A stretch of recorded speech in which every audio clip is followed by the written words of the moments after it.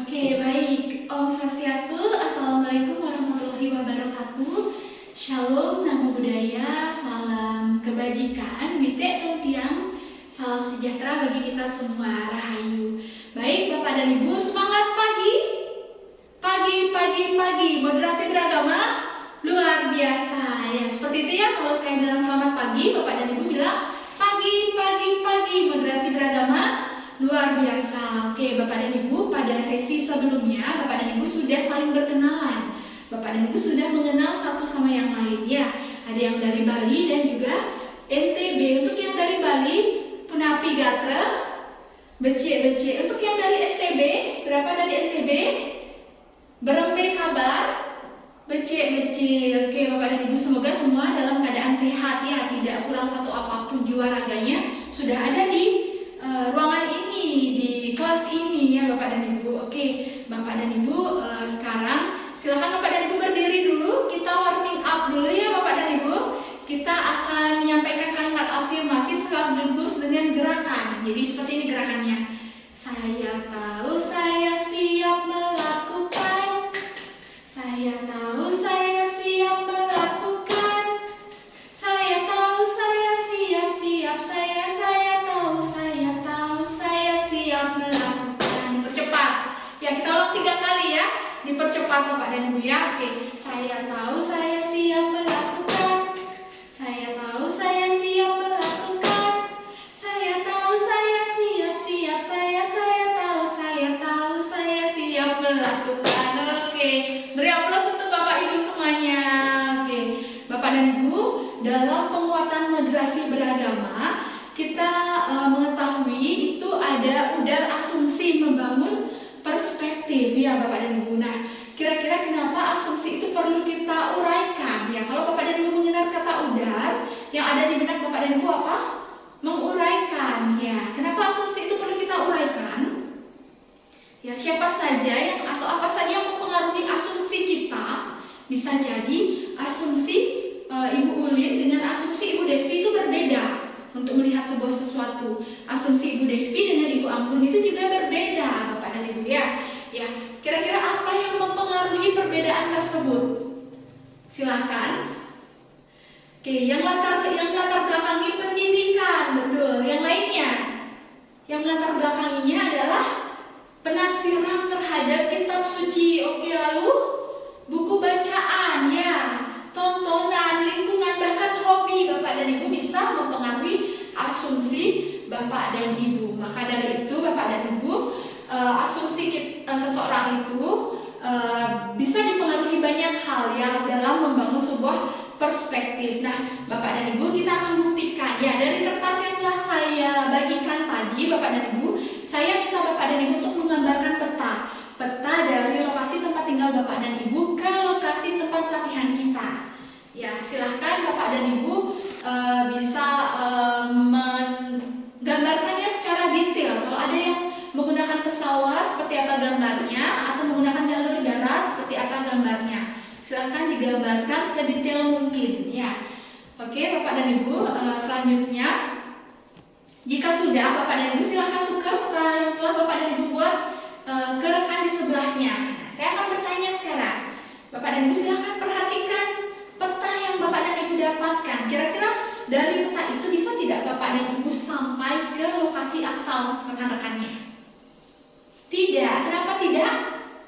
Karena alamatnya belum jelas ya. Karena kurang jelas alamat yang digambarkan. Nomor rumahnya belum ada. Nama jalannya belum ada ya. Jadi Bapak dan Ibu, makanya ada istilah map is not the territory ya. Map itu adalah asumsi kita. Itu adalah realitas internal kita, Bapak dan Ibu. Ya, yang bahwasanya realitas internal kita itu tidak sama dengan realitas eksternal atau wilayah yang betul-betul ada. Ya, ternyata wilayah itu lebih kompleks Bapak dan Ibu. Nah, kita buktikan lagi ke yang lebih canggih lagi, ke Google Map ya. Silakan Ibu Ulin, tadi alamatnya di mana? Ya, kita akan cari alamat Ibu Ulin yang lengkap di Google Map ya. Nah, ini alamat lengkapnya Ibu Ulin dari hasil Google Map. Ada tidak yang Ibu Ulin buat?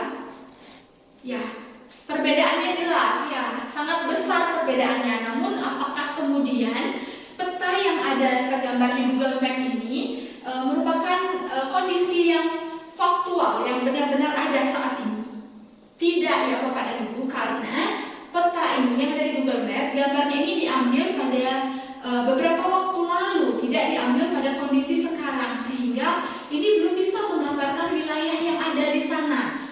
Belum bisa secara gamblang atau 100% benar menggambarkan wilayah yang ada di sana. Maka itulah yang tadi map is not the territory. Ternyata kondisi realnya, kenyataannya itu lebih kompleks dari apa yang asumsi kita miliki Bapak dan Ibu. Maka dari itu yang perlu kita yakini bersama, asumsi kita itu belum tentu sama dengan orang lain, dan asumsi-asumsi yang ada yang kita anggap benar itu ada sesuatu yang telah melatar belakanginya sebelum seperti tadi telah Bapak dan Ibu sampaikan ya. Next Bapak dan Ibu. Oke, di slide selanjutnya Bapak dan Ibu lihat ada saya akan menyampaikan ada tangga penyimpulan atau ladder of inference. Next, di tangga penyimpulan ini Bapak dan Ibu biasanya kita sebelumnya Bapak dan Ibu belajar tentang asumsi ya Bapak dan Ibu. Nah, asumsi itu bisa menjadi sebuah kesimpulan. Nah, ini ada beberapa tahapan di tangga penyimpulan yang dikenalkan oleh Peter Senge. Itu ada beberapa tahapan, yang mana tahapan pertama itu dari peristiwa aktual atau actual experience, pengalaman aktual yang kita rasakan. Nah, itu akan ada informasi yang kita dapat di sana. Real birth ini kita asumsikan sebagai data dan informasi ya. Informasi yang pertama yang kita dapatkan ini nantinya di tangga yang pertama itu adalah selected data atau pemilahan data. Kita pilah di sana ya, sebelum kita sampai ke kesimpulan dan action. Selanjutnya Bapak dan Ibu bisa lihat di slide. Nah, itu ada di tangga yang kedua itu ada edit meaning. Kita akan memberikan penafsiran kita, memberikan arti kita, memberikan nilai kita dari data tersebut. Ya, selanjutnya baru kita akan membuat sebuah asumsi. Nah, di asumsi ini kita bisa lontarkan pertanyaan, apakah asumsi kita ini sudah tepat sesuai data yang ada, sesuai data yang benar-benar ada. Ya, di situ barulah kita nanti ada di tangga selanjutnya itu adalah conclusion atau kesimpulan dari asumsi yang kita buat. Itu kita akan membuat sebuah kesimpulan Bapak dan Ibu. Itu di tangga penyimpulan, baru itulah yang akan kita yakini, belief. Ada keyakinan kita di sini, baru dari keyakinan itu kita bisa melakukan action, ya, melakukan sebuah tindakan. Nah, di sini Bapak dan Ibu di tangga penyimpulan ini yang perlu kita perhatikan adalah bagaimana kita mengudar asumsi itu. Di masing-masing tangga silahkan Bapak dan Ibu melakukan sebuah pertanyaan, apakah asumsi kita sudah benar? Apakah kesimpulan kita terhadap asumsi kita ini sudah benar? Apakah kepercayaan kita yakini ini sudah tepat, dan tindakan kita apakah sudah benar? Nah, disinilah Bapak dan Ibu yang perlu ditekankan adalah adanya relative loop dan adanya perputaran refleksi di sini Bapak dan Ibu. Perlu Bapak dan Ibu yakini kembali apakah itu sudah tepat. Nah, semakin sebelum kita mengambil sebuah tindakan, semakin kita berpikir ulang, itu akan semakin baik Bapak dan Ibu. Kita udar lagi, kita putar lagi, relative loop, perputaran kita lakukan lagi, refleksikan lagi, sehingga nanti kita akan menemukan keputusan yang berubah-ubah di sini. Nah, itu tidak masalah ya. Semakin kita banyak melakukan perputaran di tangga penyimpulan ini, akan cara berpikir kita akan lebih sistematis. Jadi pemikiran kita sudah lebih diberikan jarak ruang dan waktu di sini Bapak dan Ibu. Tidak ujuk-ujuk kita melihat sebuah peristiwa kita langsung mengambil sebuah kesimpulan ya. Disinilah kita pentingnya kita melakukan three openness Bapak dan Ibu. Ada open mind, open heart, dan open will. Open mind, kita membuka pikiran kita ya. Sebelum saat kita mengunduh atau mendownload sebuah informasi, kita membuka pikiran kita terlebih dahulu, membuka hati kita dan membuka keinginan atau kemauan kita untuk apa? Untuk melihat Bapak dan Ibu, untuk merasakan dan menghadirkan diri. Selanjutnya baru kita bisa kristalisasi dan melakukan kreasi bersama dengan masyarakat ya. Di sini harapannya dengan melakukan three openness ini